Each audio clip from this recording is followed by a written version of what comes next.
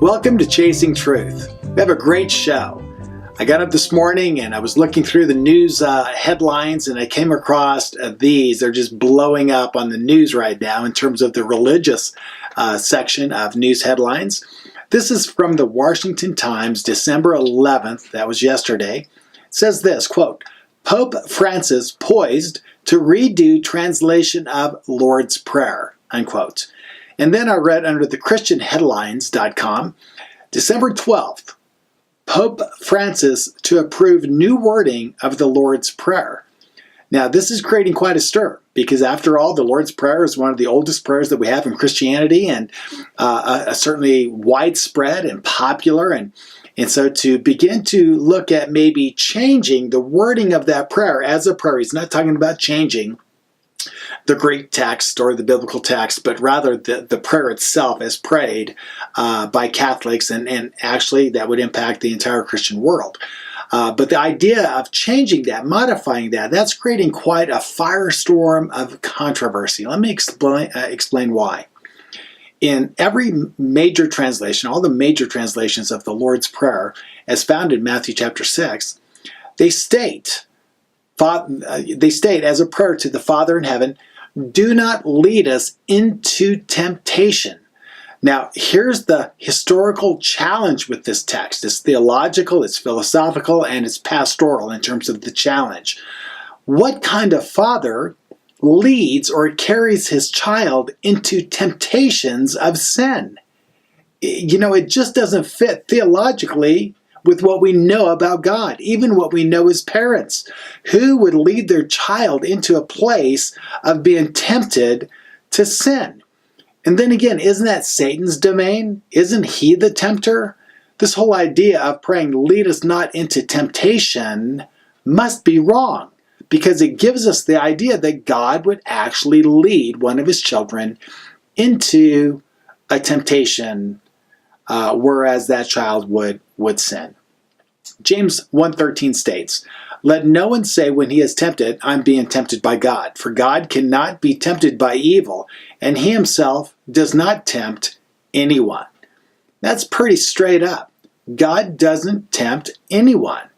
So, based on that theological and philosophical and pastoral concerns, the head of the largest Christian church in the world is close to changing the Lord's Prayer as a prayer to reflect a different translation.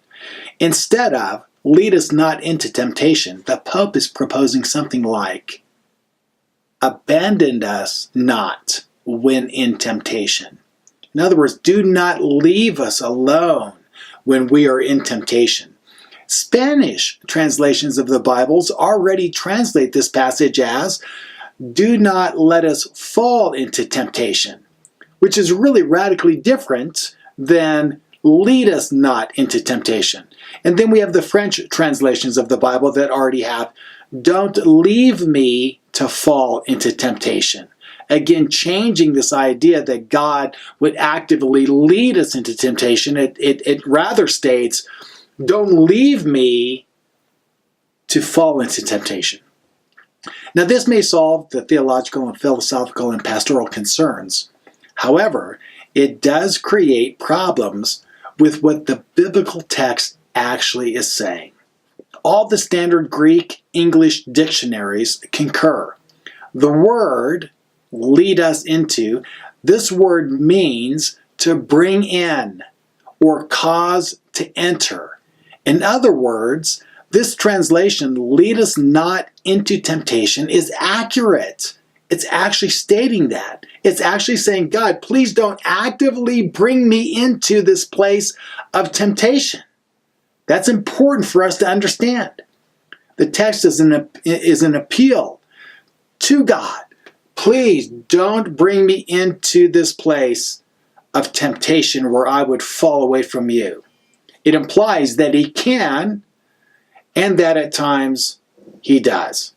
And this creates tension with James, who states that God doesn't tempt anyone. But here's the question, really, think about it. The question is, can God bring someone into a temptation without actually tempting them himself? Let me give you an example. He let his own son, Jesus, into the desert to be tempted by the evil one. Matthew 4:1 states this, "Then Jesus was led up by the Spirit into the wilderness to be tempted by the devil." God led his son on purpose, with intent, in order to be tempted by the devil. But no, God is not doing the tempting. God is not the one that is tempting his son to sin. It's Satan who's going to tempt him. God simply brings his son into the place where Satan will tempt him. That's important for us to understand. God is not the tempter, but he does bring his son into that place where he will be tempted. Presumably, the trials and the temptations that Jesus is going to experience is actually going to prep him for the purpose of overcoming the evil one and then helping others to overcome the evil one. When I was fighting as a professional kickboxer, I had a very, very wise trainer who actually prepped me, got me ready for these fights, actually contracted for me to fight fighters that he knew I could beat. And in those fight scenarios, I gained confidence and experience, and I grew as a fighter until ultimately I came into a domain called the world-class domain. It's the top 10 fighters of the world in your weight division. I was brought into that through a series of trials and tribulations, training, fights, pressure. And it was that prepped me to overcome and become a world-class fighter. I believe that God doesn't tempt us, but he does allow us and even leads us into a place of temptation in order to purge us and prep us and put pressure on us to shape our character so that we can overcome the evil one. I think that's the purpose that we see in this whole idea that God would allow or even bring us into trials and hardships and temptations. He knows that ultimately it will prep us and give us what we need to overcome the evil one. How else would we gain the experience and the strength and the confidence to face the one who's the enemy of our souls?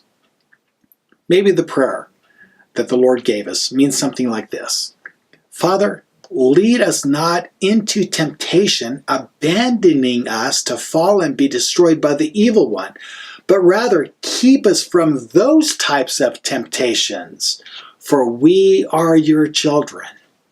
The complete Jewish Bible translates it like this: and do not lead us into hard testing, as opposed, of course, to those tests that we can handle and can overcome. So it states again, the complete Jewish Bible, and do not lead us into hard testing, but keep us safe from the evil one. Keep us from the one who would destroy us. Give us measured trials and tribulations that we can overcome, like you did your son, so that we too can experience not only his sufferings, but also his victories. In the end, I applaud the Pope for pointing out the pastoral concerns that this text in Matthew 6 presents. And I don't think that the prayer as a prayer needs to be changed. However, if one is going to stay with the biblical text, one better make sure that this verse is explained with care and carefully when being shared or taught with others. It could very well easily be misunderstood and give the idea that God tempts us with sin, and that simply put, that would be an affront to who he is and to his character. Reminding God to keep us from destructive temptations is part of what we see outlined for us in the scriptures. Reminding God of the covenant and of his mercy is biblical. It has biblical precedent. This is what I think the Lord's Prayer is basically doing. It's instructing us to remind our Father in heaven that we are his children and to keep us from those destructive temptations. He is merciful, and he encourages us to remind him that his mercy is needed. Well, that's it Thanks for chasing the truth with me on this all-important matter. If you have a chance, please subscribe to this channel and comment below. And go to www.graftedin.com. Thanks for listening.